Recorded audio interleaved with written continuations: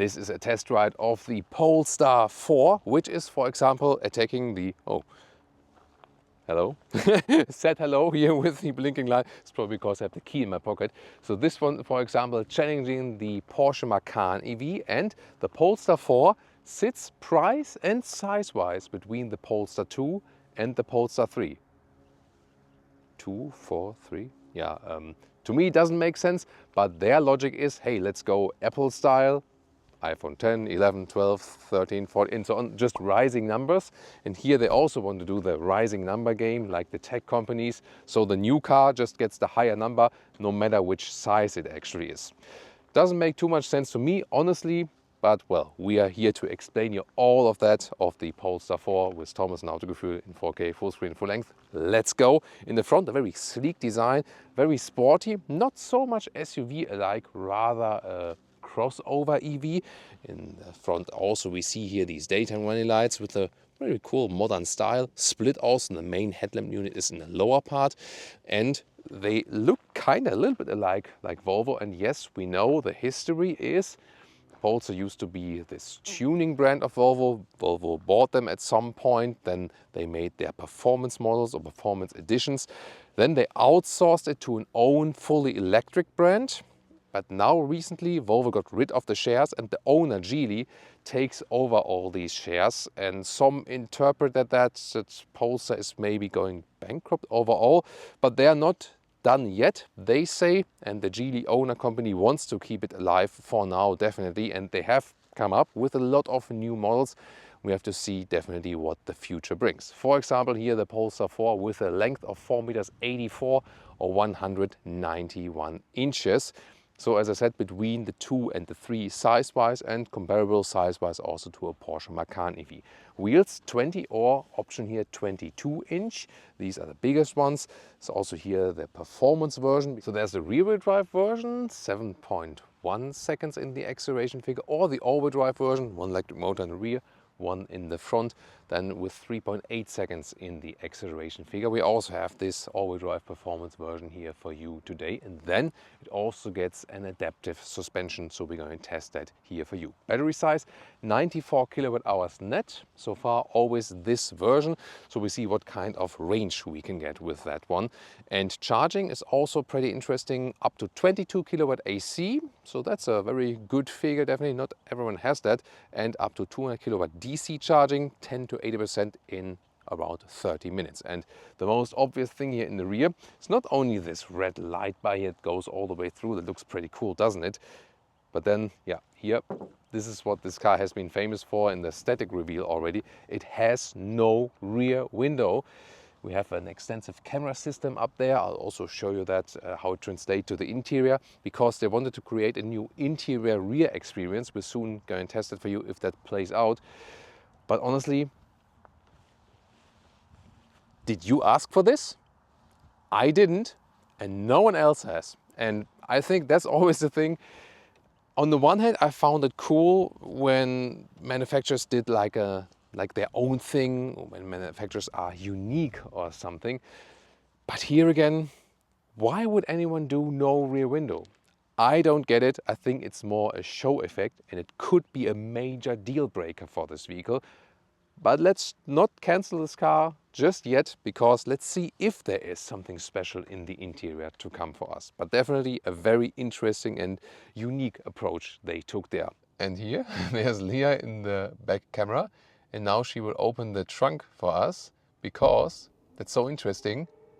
Look at that. And even when the trunk is opened, you can still see her.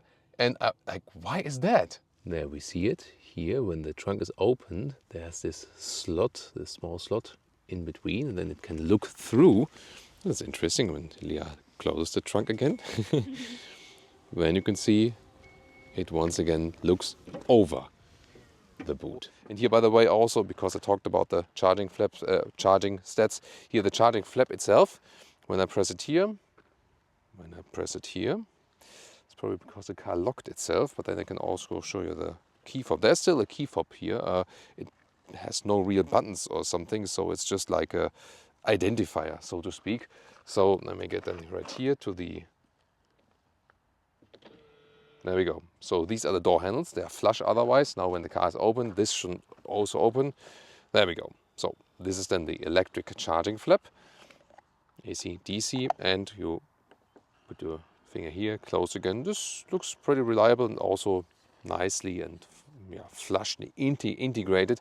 You know, recently with the Audi Q6 e-tron, where this charging flap was like, takes ages and so on, so was not that cool. Heat pump, by the way, is standard, and the battery technology is NMC, just to let you know that.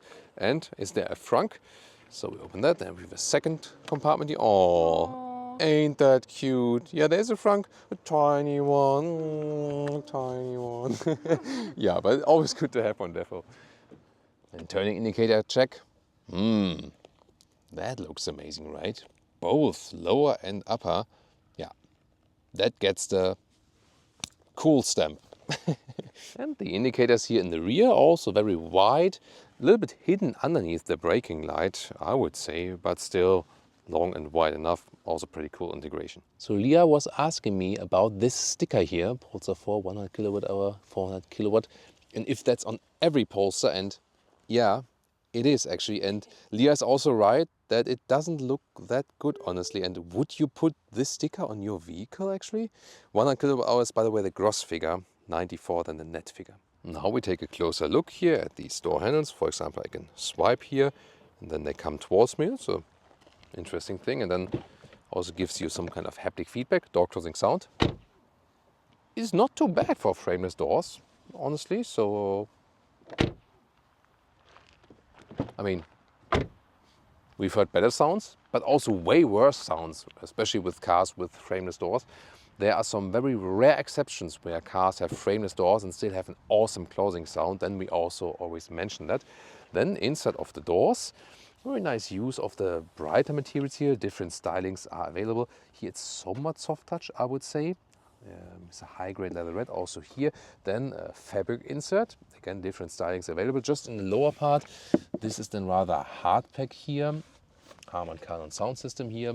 We have a high trim level, Polestar entry badge, recycling formats, soon more to that. And the steering wheel also, this interior is completely free of animal materials.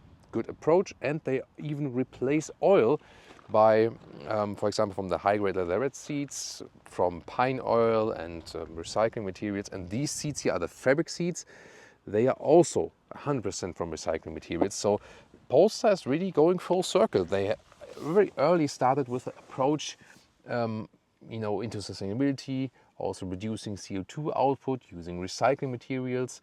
They're not all animal free in their lineup. You can optionally get animal skin, but they have a strong focus, let's take it that way, on, for example, fabric and also high-grade leatherette seats. And material-wise, that works everything very well indeed. Here you can make that lower part a little bit longer.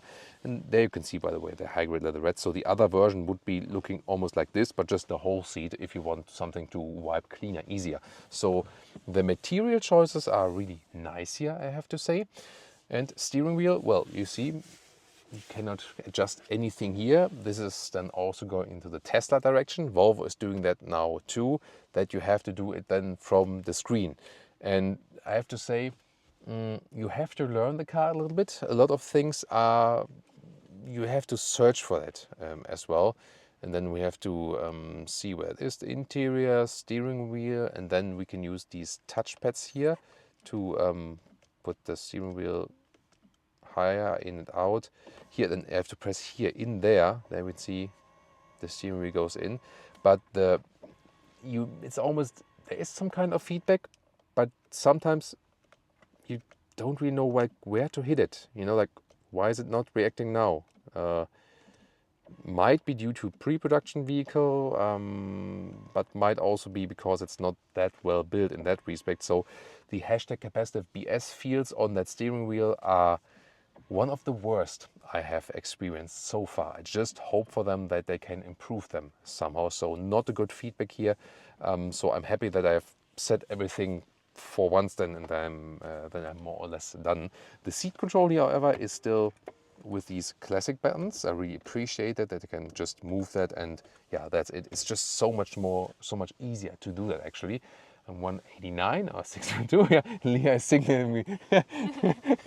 I first thought she's doing it, blah blah blah. This car nerd guy is telling 10 minutes again about seats and everything. And now she want me to like check the check the headroom. Yeah, there we go. So with 189, 6'2", blue eyes. Well, not in finance though. I'm in automotive. But I hope you still take me anyway. Yeah. Of course. Yeah, so there's enough headroom left here. So yeah, plenty of space definitely. So it feels not like an SUV at all. Really feels more crossover-ish. It rather feels like a Polestar 2 with a little bit more space. One thing about space though, so I don't need my left foot because there's no clutch. But if you now look at this footwell here and my oversized shoes here, I don't fit with, so this limitation here. So my left foot doesn't really fit on the left side. And what was the size again? 13 in for US, 47.5 for Europe, 12 in UK. It's good that we have the Scala here, right? Yes, my feet are very, very large, so it might not be a problem for all drivers. But if you have long feet or big feet, big foot, yeah, then this is a problem on the left. Yeah, you have to put your feet somewhere, actually. Now that for over 10 years I've been doing car reviews now, I finally revealed my shoe size, so I have nothing to fear anymore. For example, the cockpit overview here of the Polestar 4. And first of all, here, nice materials also on the dashboard. That looks really cool. Living room atmosphere. Is there a glove box? Hello? Is there a glove box? There is no separate button yet, but this is once again also going in the Tesla direction. I can open it here from the infotainment system, and there's like a small glove box right here. And it also is nicely dampened. There we go. Then middle console. This looks really like very clean from the whole atmosphere. I still have a physical. Oh, that sounds nice. Look, let's hear that. Click, clack, clack. I love that. So this then the volume jog, also play pause button. Then a nice brushed aluminum style here, and you can slide it open for cup holders. They are also adaptive. And then here, yeah, this could be a little bit. Oh, that's really hard. I mean, the materials are cool, and also like really wrapped tight, like in the Porsche. That's what he said. That's what he said, yeah. Sorry about that. Good one, yeah. And then you can Learn from the best. yeah, learn from the best. Then you can open this one here. So I have to get serious again now. Sorry. 2 USB-C chargers, some space underneath. So indeed, it looks kind of Porsche-esque, I would say. Yeah, and they also modified against the Porsche Macan EV. And then a large screen here. 15.4 inch, more in the horizontal layout here now. The climate unit is here in the lower part, and we'll soon take a detailed look then at the screen for you and all the functionalities. The switch key is here on the right side, so that's classic, and also that we have turning indicators. You have to mention it nowadays that it's good that we have turning indicators. Leah and I were still fighting at home. No, we're not never seriously fighting though, you know, I mean, fighting in a joyful way about the Tesla controls, because I would say like, no stalk columns, like what the hell? And she's like, yeah, why not? Let's go, you know, future, new things, why not? Yeah. I always appreciate when there is a real stalk column like they do have here now. Hello. The back mirror, of course, is completely useless because you can't see anything to the rear there anyway, and that's why you can directly switch over to the camera view. And then you also have this digital view to the rear. And what I also want to show you guys here, when I hit the turning indicator to the right or to the left, look at that, it jumps, the image jumps. And well, there is a reason behind it, because when I'm using the turning indicator here to the right, it jumps to the right, that you can more see what's going on the right, like something of a blind spot monitor feature. And when I'm hitting into the left, it goes in the other direction again. Yeah, I think it is well meant, but it's also in a way weird because it is irritating you. An inductive charging pad, deep in there in the front. However, yeah, I know what you're thinking. You filthy little. Yeah. I just wanted to feel if there's a cooling hole or not. I'm not getting out of this now, right? No, I'm not. Yeah, but we are here to learn about cars, but we are also here to have fun together, definitely. So there are no cooling holes in that hole there, so the phone will overheat. And yeah, I have been charging that phone here now for a while, and it's really hot. HWT. Yeah, but I'm always looking out for cooled inductive phone chargers. Here there's none. And not to forget, a huge space here underneath the middle console to put some things. Driver POV looks like this. Good size of the steering wheel. Then we have the digital instruments. You have a good overview here directly at startup. When you put in the drive gear, then you have it like that. But you can also switch through some things, so different views in, for example, also the map view. And then there's also a head-up display, and it is very well visible. And here in the screen you have inbuilt Google Maps, so that's pretty cool, also for calculating charging stops and so on. Here there's a nice feature, this is the ambient lighting settings, and it depends then on the planet you pick, which color the ambient lighting goes to. These like the integration right here. When I go to Earth, then it's, for example, also blue. As a Polestar 5 flying through space here, it always gets the same size here, so but it also says the diameter and so on. Hey, your kids can also learn about the diameter of Mars and Jupiter, and it's also the correct row of stars from the distance to the sun, by the way, as well. Interesting, right? Isn't it? The infotainment system itself, it's quick enough, I would say. Climate unit here in the lower part, seat heating. I always, of course, prefer analog dials, of course, physical ones and not digital ones. That's what I want to say. There's a lot to do here. The best thing is that you do some shortcuts. For example, here, that you have the most important shortcuts here, for example, for speed limit deactivation, one pedal driving or not. And this is not the fart mode. It looks like a car fart mode. This is the performance mode, which you can activate or deactivate here. And the big question of the day for you, why is there now a cupboard on top of the vehicle? What the hell? What? So the solution for that is, it's not a cupboard. And if I move the car a little bit, steer to the right, you see, it's supposed to be the back of a truck. So there we go. The truck starts moving in relation to the vehicle. But now the question is, if it's not a cupboard but a truck, where's the truck? This? Is this the truck? Nah, it's supposed to be on the left side. This? Obviously, these two pillars are a truck. Interesting. So we can also extend the map. There we go. Then we have the full screen map. And we are around the Munich area, so south in Bavaria, in Germany. And let's calculate a route to Kiel. So because it's main and north here, like this, like across Germany now. And then you can see here the suggestions for the charging stops. In this case here, 1, 2, 3 charging stops. 39 minutes, 90 minutes, and 39 minutes. That's interesting. So yeah, that is like a really long charging stop then.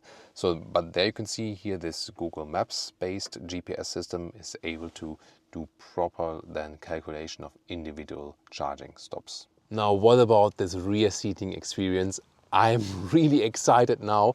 Let's start with the rear doors. So here is also nicely covered actually. Then the fabric insert we have here. Good quality also of the buttons. This is the door release manual. And here, well, this is rather hard-packed in the inside. Harman Kardon sound system, another speaker here. And you can see also here the frameless door. Doesn't feel like dual insulation though. And then check it out, we have the glass roof. This one is, however, completely fixed. And let me tell you, from just being returned to a record heat in Los Angeles and Palm Springs, where we had like 40, at one day 50 degrees Celsius, like 124 degrees Fahrenheit. And we also had the vehicle with a panoramic glass roof, which we could shut with a menu shade at least, but still was super hot. This here is a very bad idea if it's just super hot. And it also counts for the Tesla Model 3 and the Tesla Model Y, of course. Why people in Texas, for example, or in Arizona, actually foil their Tesla, so wrap it from the outside against this fixed glass roof. I don't know where this idea is coming from. This is not a Polestar thing. It's general for so many manufacturers here at the moment. I'm almost a friend of just put fixed roofs or drive a convertible. Or if you put a glass roof, then make one to open, that the heat can escape or that you can at least use it somehow. Then there are these solutions with electrochrome function, for example. This is also available for the Polestar 4 as an option here. So this is, I would urge you to go for that. It's not available yet. So at this moment, this is here the standard. It's not available yet with the electrochrome function. It will come later. So I would actually wait for this option to be available because you will need it in hot days. It gets hot here in the inside really, really quickly. Again, not a Polestar problem for all vehicles. So they need some kind of shade function, be it electrochrome or a hardware shade or something like that. But now to this experience, well, when we look to the rear, yeah, that is the thing then with no rear window. I mean, it looks cool in a way. It looks like a cocoon. It feels like a cocoon, but it doesn't really affect it in a way, you know. Yeah, you have the glass roof here, then you have the black area here, but what would that mean to me? Honestly, I still don't get why I didn't put the rear window. So I don't get the idea, I don't get the concept. The headroom here with 189, 6'2", I mean, you have some headroom here, but I would still have it if they had the rear window, right? So even if it just would be a tiny one, I think it's just like a show effect or something.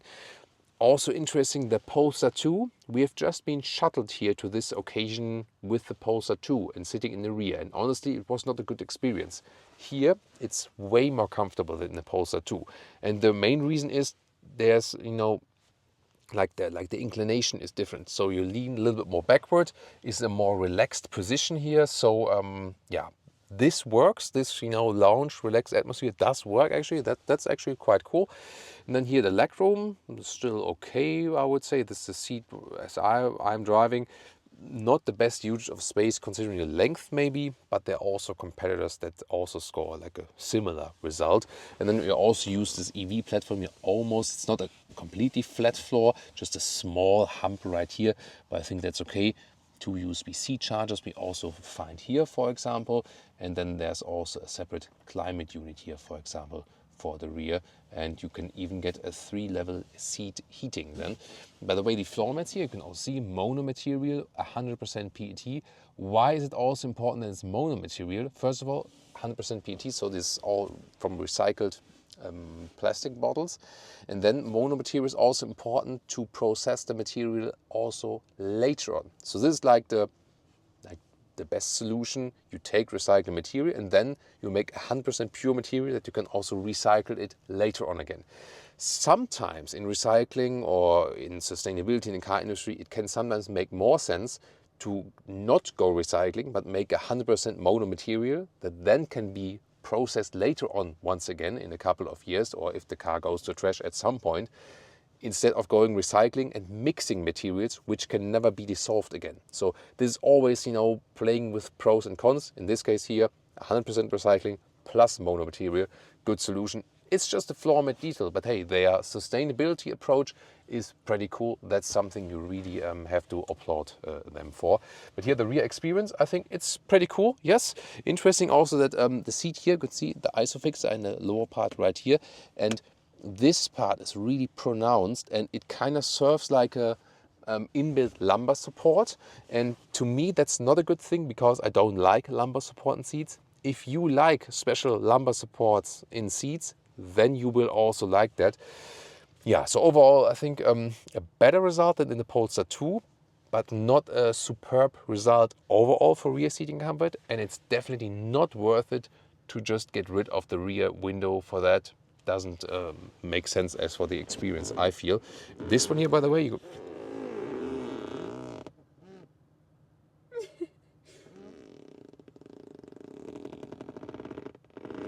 not in front of the camera. sorry for that. Yeah, the meal has been very delicious. Yeah. Here, another cool feature, you can actually, here, electronically with the Plus package, so this, sorry, this is like an option, and they can also change the inclination here, 2/3, 1/3 split, so there we go, and I can also do that for my side. So that's a nice luxury feature we usually don't have in this segment here. And then in the very front, there are some cup holders. So yes, definitely, I mean, what is clearly the case is that they have some fresh ideas and that they... Not again. Yeah, maybe sometimes, you know, we usually test the very early vehicles, the pre-production vehicles. Maybe this will be better at some point for the final production vehicle, but yeah, I think they could have left a little bit more space for there. The quality of the materials, by the way, of the seats, be it the high grade or the red, and also this fabric surface here, that one is, by the way, very, very good also here in the rear. So first of all, you start searching, and then where is that?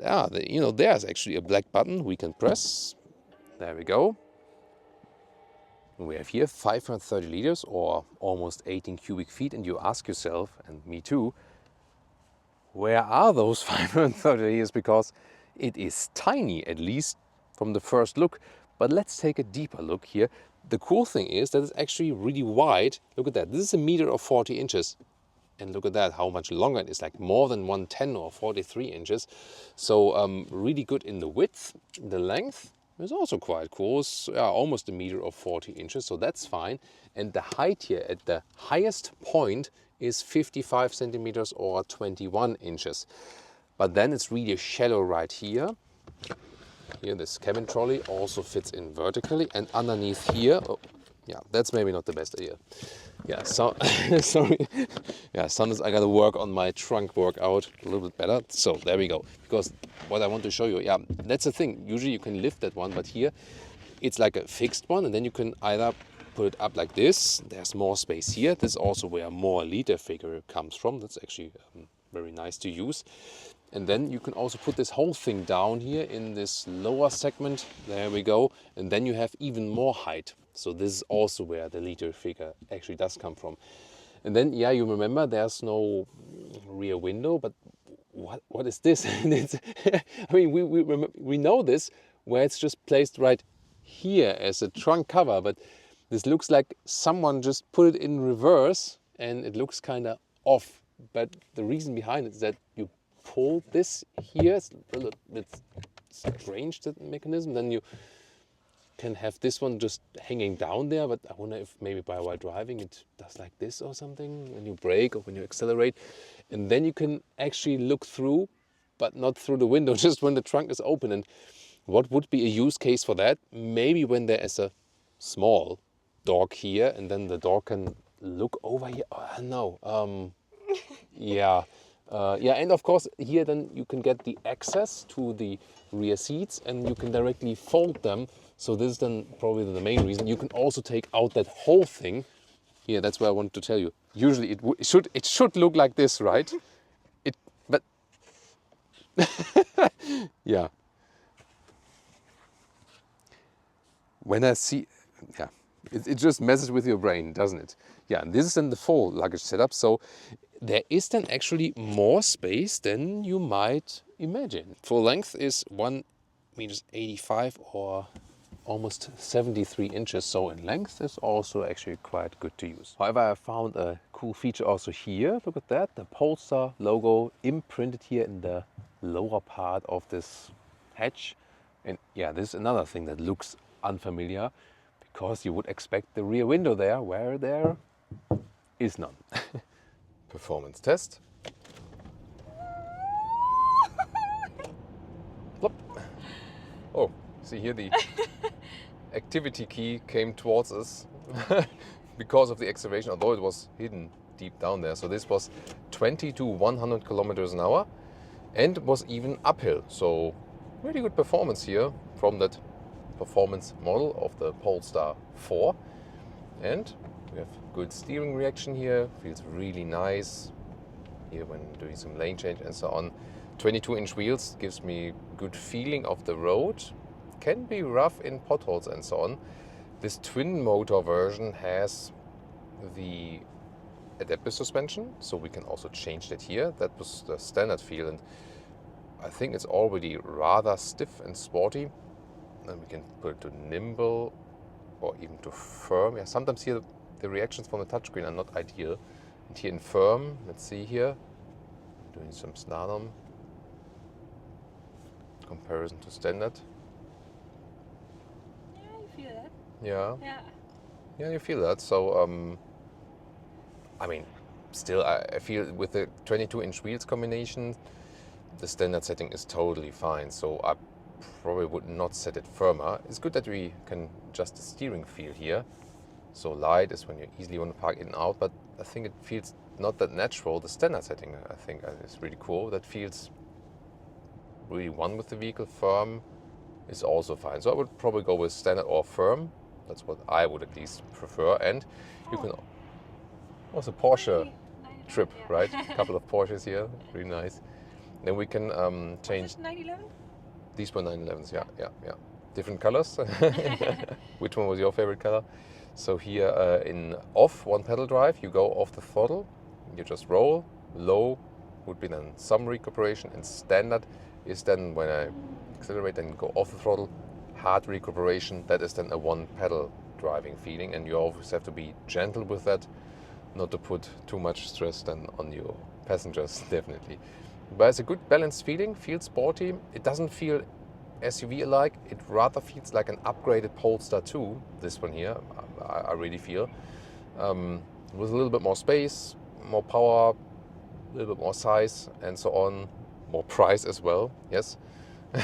Yeah, it almost, I would rather say it's, to me, more like a new generation of the Polestar 2, honestly. That's especially what I feel when driving this one here now. Yeah, kind of surprised with that a little bit. So with the Polestar 3, you will put down the right stalk column here for the pilot assist, for the assistance systems. Here you activate it in the Polestar 4 with your left thumb, like we also know from other vehicles. And I tend to activate it here on countryside roads because there you can also very well test, for example, if the systems are reliable and very sophisticated and so on. They're meant for the motorway, but here you can really put them to the test if they still work here, and so far so good.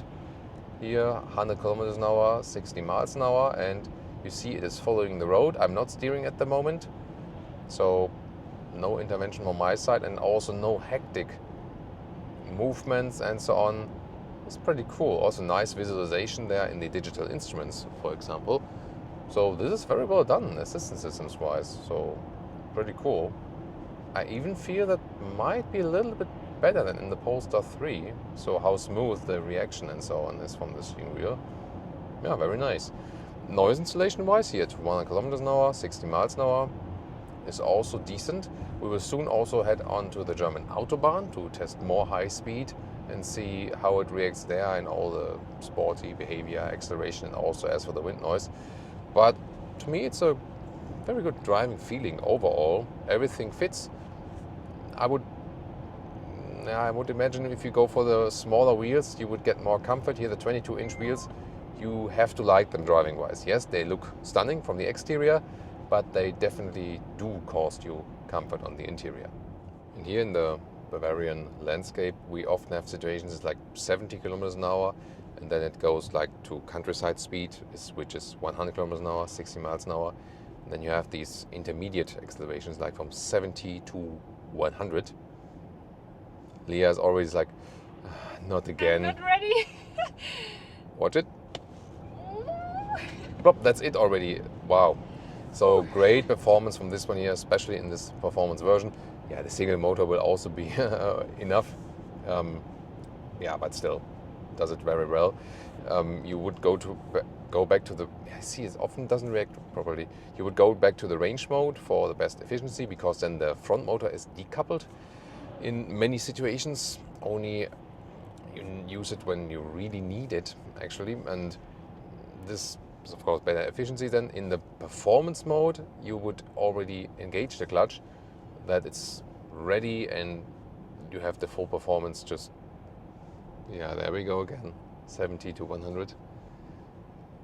Maybe Leah needs like a puke bag, something. Watch it.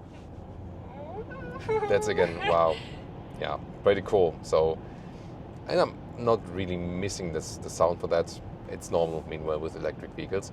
You maybe ask yourself, and also me, what about this back mirror? Yeah, you get used to it pretty quickly, and when it's dry, like today, not like today, like in this moment, we have to say, it's perfectly fine, you know. So you have good view to the rear, you get used to it. We already know cars which have this digital back mirror. We also know cars which have digital side mirrors, which I think is a bigger problem than this one, because here you need like an exact three-dimensional image of your surrounding. Here is more like, hey, who's behind me? So I think here it's more okay with the back mirror. Polestar wants to keep that even. Even the new models 5 and 6 that are coming up, they even will not have a rear window. So they want to follow this concept. However, they also now have a CEO changed, and I do believe that the new CEO will change some things, and that the CEO will also look at this project with the back mirror and also say like, what the hell have they been doing?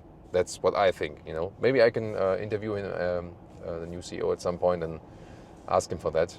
Yeah, you know, the CEO also tends to give diplomatic answers, but I can't imagine that this project will be carried through like, to the next cars that will be then developed actually.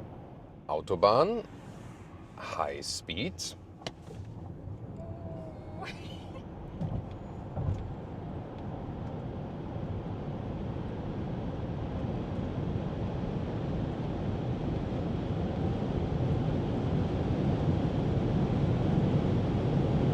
There we go. This is the top speed, 205 kilometers an hour. Whoa, and now it gets really noisy also in here. But the car is still behaving quite well. Suspension maybe now, yeah, maybe you set it to firm. Maybe you set it to, yeah, thank you. Yeah. Even for Leah a problem to set it to firm. Well, yeah, it's, whew. I wouldn't say it's comfortable to drive that quick with this vehicle. But the firm suspension now does a good job to keep it more or less in check.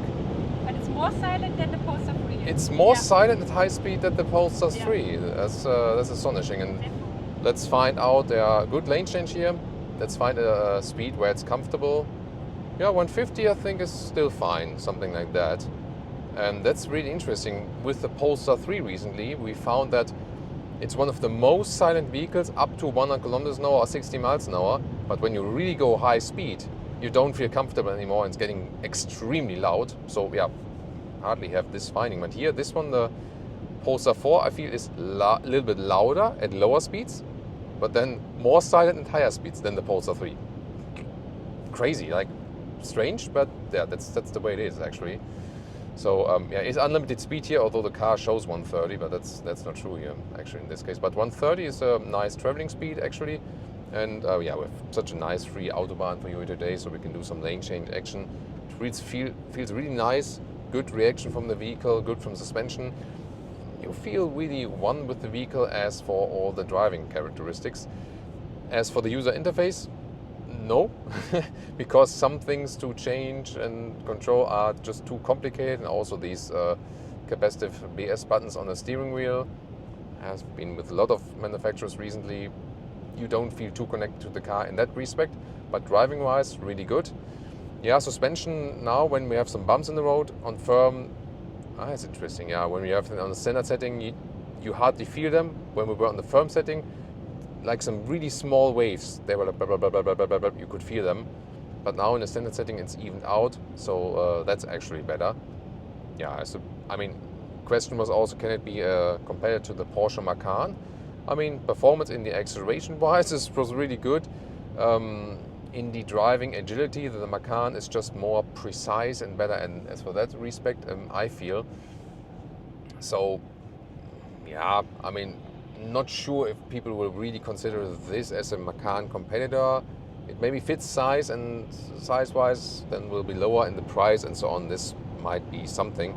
And it's also, as I said earlier, a very unique vehicle in many, many different respects. And yeah, how it drives from all the different factors does the driving very well. Consumption and efficiency. What about the real world range? So first we did like a mixed test and speeds up to 100 kilometers an hour, 60 miles an hour. So try to be more maximizing the range. Then we scored some 19 kilowatt hours on 1 kilometers, so some 3 miles per kilowatt hour.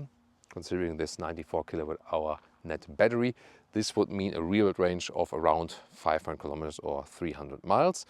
However, then we also did an Autobahn test, 130 kilometers an hour straight or 80 miles an hour. Then consumption went up a little bit, but not too much actually. So 23 kilowatt hours on 1 kilometer, so roughly 2 miles per kilowatt hour.